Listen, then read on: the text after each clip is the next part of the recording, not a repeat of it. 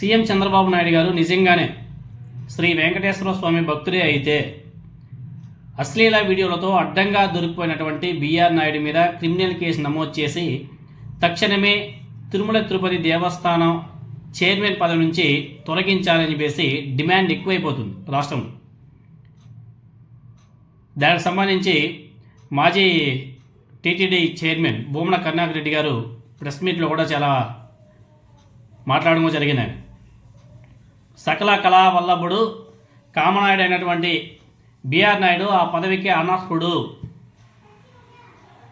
అనేసి ఎంతమంది చెప్పినా ఇప్పటివరకు చంద్రబాబు నాయుడు గారు ఆలకించడం లేదు. ఏడాదిన్నరగా ఆలయ పవిత్రతను మంటగలిపే కార్యక్రమాలు చేస్తున్నాడు. ఆధారాలతో సహా బయట పెట్టినా కానీ ఇప్పటి వరకు నారా చంద్రబాబు నాయుడు గారు ఆయన మీద ఎటువంటి యాక్షనే తీసుకోలేదు. అశ్లీల వీడియోలు బయటపడితే మరుక్షణమే రాజీనామా చేయించకుండా డీఫేక్ ఏఐ వీడియో అని చెప్పేసి పోలీసులకు ఫిర్యాదు చేసి కాపాడుకునే ప్రయత్నం చేయడం చాలా సిగ్గుచేటు బిఆర్ నాయుడు గారు. ఆలయంలో రాజకీయాలు చేస్తూ మాజీ సీఎం వైఎస్ జగన్మోహన్ రెడ్డి గారి పట్ల బిఆర్ నాయుడు కుట్రలు చేస్తున్నాడు.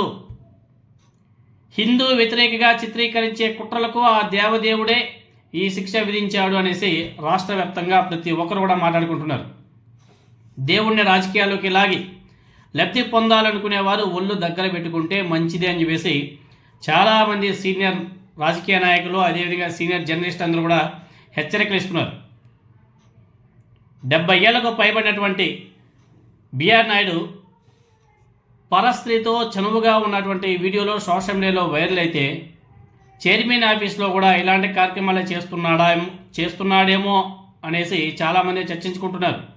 ఇలాంటి వ్యక్తిని టీటీడీ చైర్మన్గా చంద్రబాబు నాయుడు గారు ఎలా నియమించాడో ప్రపంచవ్యాప్తంగా స్వామివారి భక్తులందరూ కూడా అసహించుకుంటున్నారు.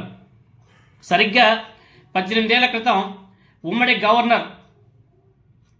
గవర్నర్ గారి వీడియో ఒకటి బయటకు రావడంతో ఆయన తన పదవికి రాజీనామా చేసి రాష్ట్రం వదిలి వెళ్ళిపోయాడు. మీకు అందరూ కూడా బాగానే గుర్తుంటుంది.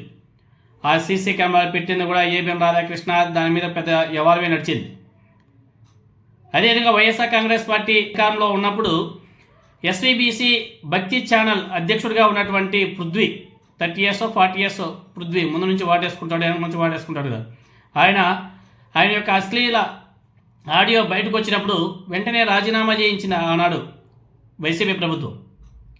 కానీ బిఆర్ నాయుడు వీడియోలు ఫోటోలు బయటకు రావడం స్వామివారి కోపోద్రేకానికి నిదర్శనం. విధంగా లడ్డూలో జంతు కొవ్వు కలిసిందని చెప్పేసి ఎవరో చెబితే గుడిమెట్లు కడినటువంటి పవనానంద స్వామి బిఆర్ నాయుడు అశ్లీల వీడియోలకి ఏం సమాధానం చెప్తున్నాడు? నోరు తెలిసాడా? తిరుమల యొక్క పవిత్రత భక్తుల మనోభావాలను కించపరిచే వ్యక్తుల మీద కఠిన చర్యలు తీసుకుంటామని చెప్పేసి బిఆర్ నాయుడు అధ్యక్షత జరిగినటువంటి బోర్డు మీటింగ్లో తీర్మానం చేశారు కదా. మరి ఆయన వీడియోలు ఆయన ఫోటోలు మొత్తం కూడా బయట వచ్చాయి కదా. ఆలయ పవిత్రతను కించపరచడం కాదా అవి? బిఆర్ నాయుడు హిందూ ధర్మం పేరుతో ఒక ఛానల్ కూడా నడుపుతున్నాడు కదా. దర్శనాలు చేయించే డబ్బులు కూడా బాగా వసూలు చేసి ఆ ఛానల్ బ్యాంక్ అకౌంట్లో వేసుకుంటున్నారనే ఆరోపణలు కూడా ఉన్నాయి కదా. అంతేకాదు ఈరోజు ఎవరైతే ఆ మహిళ ఉందో ఆ మహిళ సంబంధించినటువంటి ఒక లెటర్ కూడా సోషల్ మీడియాలో బీభత్సంగా వైరల్ అవుతుంది. ఆ మహిళ 2019లో ఎప్పుడో నారా చంద్రబాబు నాయుడు గారికి లేఖ రాసింది. ఈ బిఆర్ నాయుడు గారు చాలా ఇబ్బంది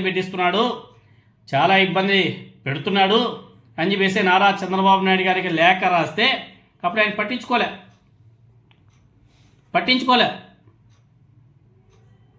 రీసెంట్గా మీరందరూ కూడా చూస్తుంటారు కదా, జనసేన పార్టీ ఎమ్మెల్యే ఆరవ శ్రీధర్ ఆయన యొక్క బాధితురాలు ఆమె కూడా నారా చంద్రబాబు నాయుడు గారికి మొరబెట్టుకుంటే కూడా ఆనాడు కూడా చంద్రబాబు నాయుడు గారు రియాక్ట్ అవ్వలేదు, యాక్షన్ తీసుకోలేదు. తర్వాత ఈ ఎపిసోడ్లో బాధితురాలు ఎవరైతే ఉందో మహిళ, ఒంటరి మహిళ, భర్త చనిపోయినటువంటి మహిళ, బ్రాహ్మణ మహిళ, ఆమె లొంగి తీసుకొని ఆమె లేఖ రాసిన కానీ లేఖకి నారా చంద్రబాబు నాయుడు గారు రెస్పాండ్ కాలేదంటే చాలా బాధాకరమైన విషయాలు. 2019లో వీడియోలో ఉన్నటువంటి మహిళ చంద్రబాబు నాయుడు గారికి లేఖ రాసింది. ఆ లేఖలో బిఆర్ నాయుడు భయంకరమైనటువంటి మహిళా వ్యసనపరుడు అని చెప్పేసి చెప్పిందాను. ఆ మహిళ లేఖలో కొన్ని విషయాలు కూడా రాసింది. నేను ఈ ఉత్తరం ద్వారా మీ దృష్టికి తీసుకొని రావాలనుకుంటున్న ముఖ్య ఉద్దేశం ఏమనగా బిఆర్ నాయుడు నాకు 20 సంవత్సరాలుగా పరిచయం. ఆ పరిచయం కొన్ని ఏళ్ల తర్వాత రిలేషన్షిప్గా మారింది. ఈ ప్రయాణంలో నాయుడు గారి వలన సుఖం సంతోషం తోడు లేకపోగా అనేక అవమానాలు ఆర్థిక ఇబ్బందులకు పడ్డాను, ఇంకా పడుతూనే ఉన్నాను. నన్ను ఏనాడు కూడా ప్రేమగా బాధ్యతగా చూడలేదు బిఆర్ నాయుడు గారు. అరగంట కోసం నేను అని నాకు అర్థమయ్యేసరికి ఏళ్ళు గడిచిపోయాయి అని చెప్పేసి చాలా ఆవేదనతో రాసింది ఆమె లేఖ. కానీ చంద్రబాబు నాయుడు గారు పట్టించుకోలే. బిఆర్ నాయుడు భయంకర ఉమనైజర్ అంటే స్త్రీలోలుడు, స్త్రీల్ని అట్రాక్ట్ చేసేవాడు. 2019లో చంద్రబాబు నాయుడు గారు లోకేష్ పవన్ కళ్యాణ్కు తాడేపల్లి హిందూ లేఖ రాసినటువంటి లెటర్ బయటపెట్టినటువంటి భూమన కరుణాకర్ రెడ్డి గారు మొత్తం డీటెయిల్స్ మొత్తం కూడా చెప్పడం జరిగింది. లేఖలో నన్ను కుక్క కంటే హీనంగా దుర్భాషలాడాడు అని చెప్పేసి ఆ మహిళ ఆ లేఖలో చాలా పొందుపరిచింది.